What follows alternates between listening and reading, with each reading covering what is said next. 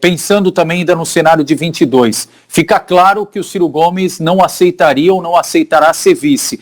Mas nessa conjuntura que se desenha para 22, seria bom o Ciro Gomes ter alguém do PT como vice ou não, isso prejudicaria? Não, veja, nós precisamos de uma proposta. E eu estava lhe dizendo que nós temos 3 assuntos para nos unir todo mundo, que é defender a democracia, defender emprego e defender vidas, mas tem 2 coisas que nós precisamos fazer um debate e aprofundar nossa diferença. A primeira é entender, fazer uma pergunta. O que aconteceu com o nosso querido povo brasileiro, que nos deu tantas vitórias? Se você pensar, né, no lado civilizado da política, fazia 30 anos que o povo brasileiro votava do lado certo.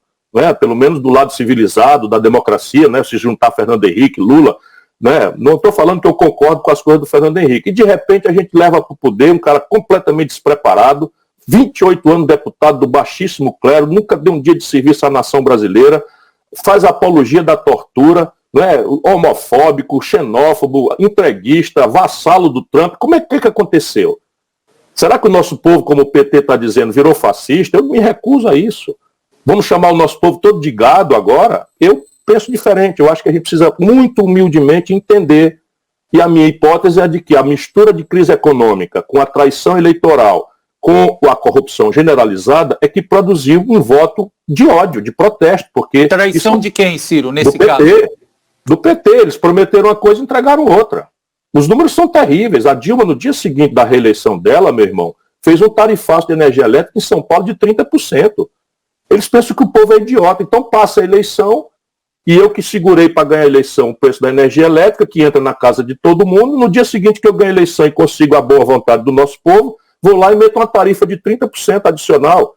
A taxa de câmbio, que mexe com os preços do pão, da gasolina, da passagem de ônibus, dos remédios, de tudo, a gente às vezes não sabe, mas o câmbio, a Dilma passou o governo dela com câmbio a R$2, 2 e pouco, no dia seguinte foi para 4 da reeleição dela. Ela nomeou o Levi, a economia no ano de 2015, né, no dia seguinte da eleição, e caiu 3,5% no ano de 2016. E a corrupção generalizada. Meu irmão, o Gedel Vieira Lima, foi nomeado pelo Lula para ministro da Integração Nacional, e o povo brasileiro assistiu pela televisão 51 milhões de reais dentro de mala no apartamento em Salvador. Dá pra fazer. O Lula entregou Furnas para o Eduardo Cunha, que era um pilantra que todo mundo sabia. Eu já esculhambei essa gente toda lá atrás e todos eles me processaram. O Lula botou o Michel Temer na linha de sucessão. Todo mundo político sabe que o Michel Temer rouba no Porto de Santo há 25 anos. E o Lula botou ele na vice-presidência da República, aproveitando a popularidade, né, a generosidade correta, não é? A gratidão do nosso povo. Mas a maior tragédia é essa, é a tragédia econômica e a sensação de que nós fomos enganados. Então essa é a primeira coisa. O que aconteceu com o povo brasileiro para numa conta de 70% votar no Bolsonaro, com toda a falta de projeto, de proposta, de experiência, embora ele tenha manipulado aí essas redes sociais, mexeu com a religiosidade do povo, com os temas morais, etc. A segunda grande e mais grave e urgente de todas as questões é o que nós queremos botar no lugar dessa tragédia. O Brasil não vai sair dessa encalacrada econômica mais grave da história com ódios e paixões, apartando o bolsonarista boçal e o lulopetista corrompido boçal do outro lado. E eu, qualquer que seja o risco, vou tentar juntar as pessoas que consideram que eles dois já deram sua contribuição e que agora é hora da gente achar um caminho de reconciliação do país. Perfeito, Ciro.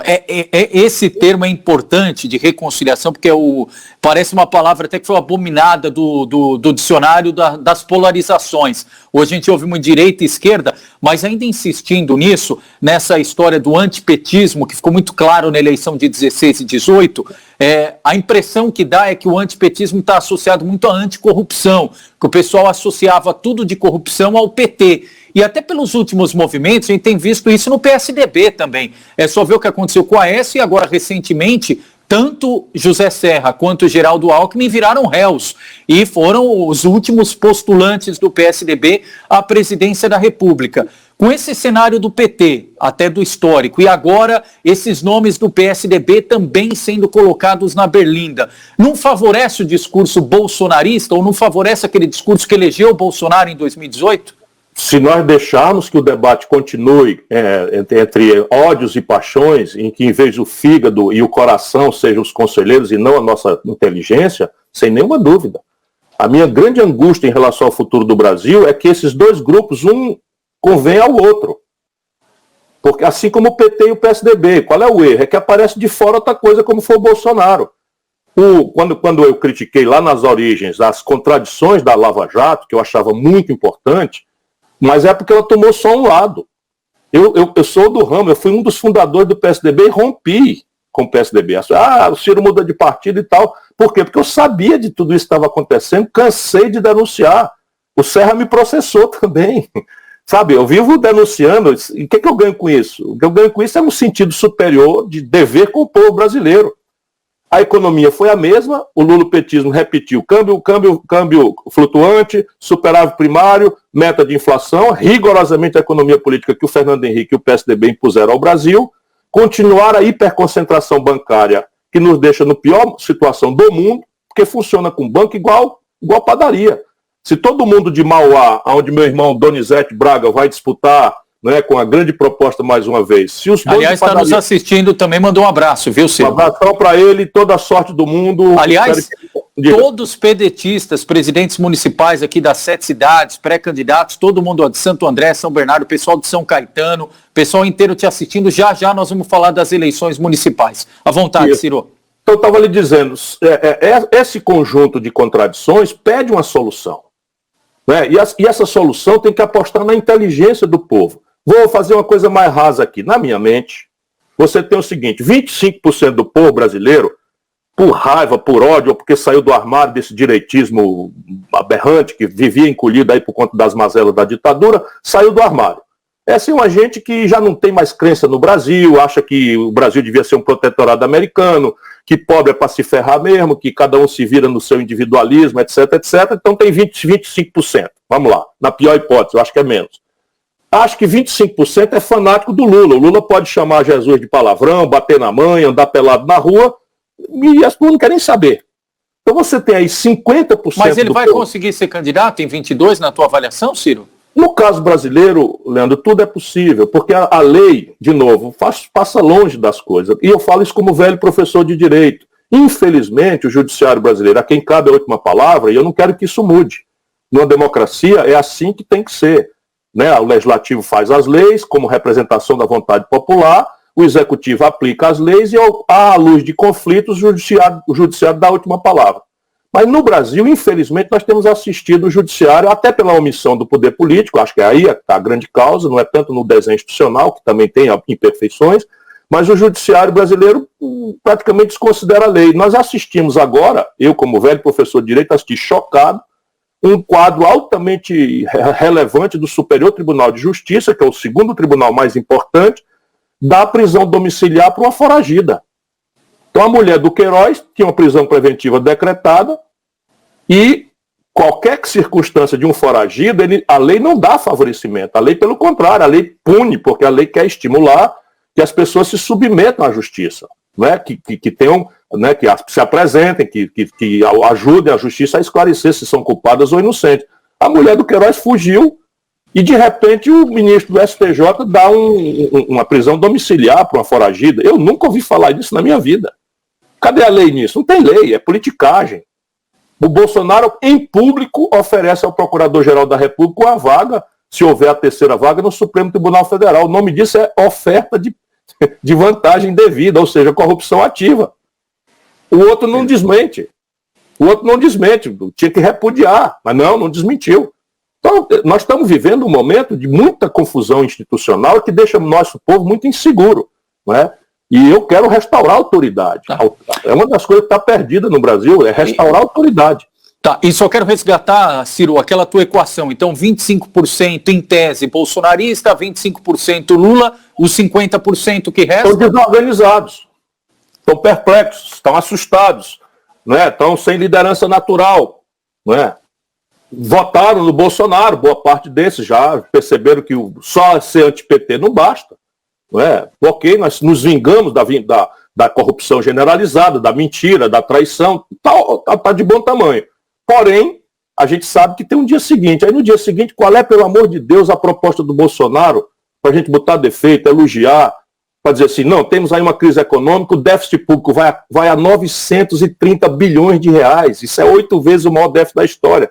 Qual é a proposta? O desemprego de 20 milhões de pessoas. Aí estão fazendo, sabe o que, o Bolsonaro? Só para você ver o tamanho da encalacrada. O Bolsonaro está fazendo aposta lulista. Está querendo, sabe, aumentar o valor do Bolsa Família, trocar de nome e governar o país assim. Por isso que nessa tese, Ciro, da reconciliação que o senhor defende, não teria espaço para o PT compor a chapa contigo. Eu vejo, Leandro, muitos PTs. Por exemplo, o Suplicy. Acabei de fazer uma live com ele, isso é uma figura extraordinária. Mas o PT de São Paulo optou pelo Gilmar Tato para candidato a prefeito. O Gilmar Tato fecha a porta, você vai ver nas eleições. Ele fecha a porta para qualquer aliança já no primeiro turno. No segundo turno ele nem chega perto. Por quê? Porque os argumentos de atuação do Gilmar Tato colidem com aquilo que nós precisamos para o país. Por isso que eu apoio o Márcio França, porque o Márcio França é uma possibilidade equilibrada de boa governança. Antes de mais nada, São Paulo precisa de uma boa governança. Deixa eu dizer para você, o Ceará, que é um dos estados mais pobres do Brasil, paga um salário de professor maior do que a Prefeitura de São Paulo.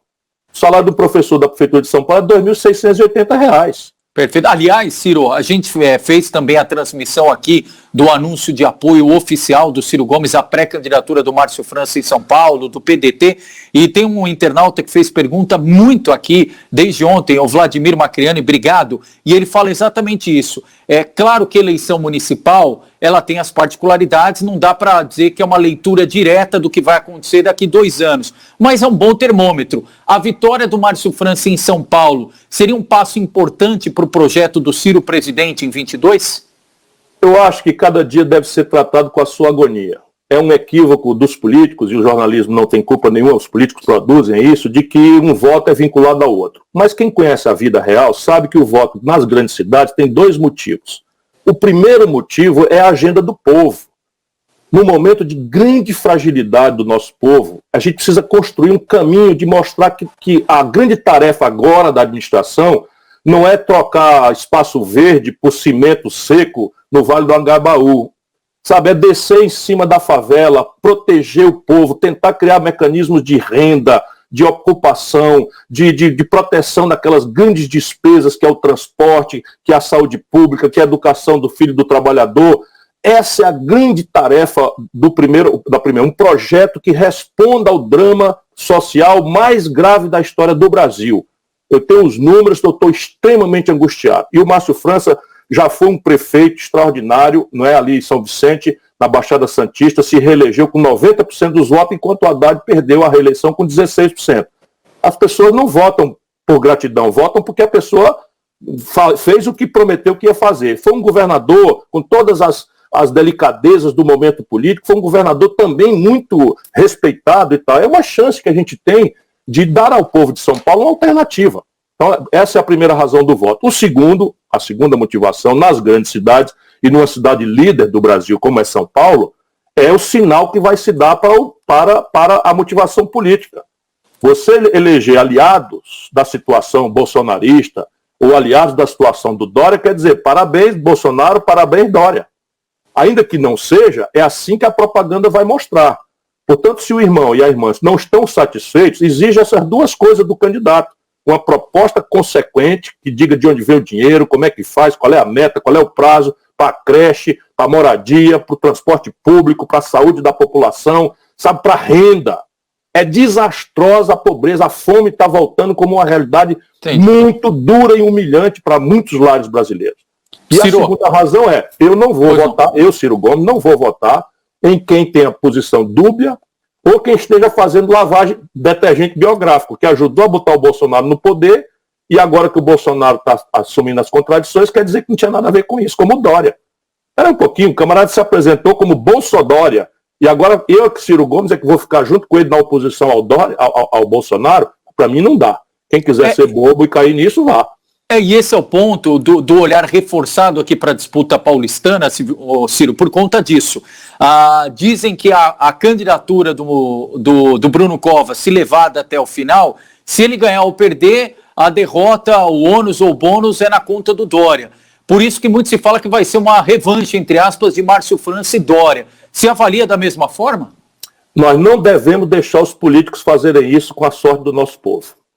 Nós não temos o direito de deixar, por quê? Porque cada um de nós está de barriga cheia, está com as contas pagas, está com o nome limpo no SPC, sabe, anda de carro com ar-condicionado, alguns até de carro blindado, e o nosso povo está gastando um terceiro turno de trabalho dentro de ônibus, em terminal de ônibus, se contaminando, sem nenhuma assistência. A favela está aí, né, metade das casas nem sequer água tratada ou saneamento tem. Então, nós precisamos obrigar que a política seja essas duas coisas. Primeiro, uma agenda concreta para resolver os problemas do nosso povo nessa hora mais frágil, mais doída, mais sofrida. Isso vale para todos os lugares do Brasil. E a segunda motivação, eu não posso deixar que o meu voto seja entendido como um aplauso àqueles governantes que hoje no Brasil e em São Paulo, né, estejam fazendo aquilo que eu não acho que seja o melhor para o país.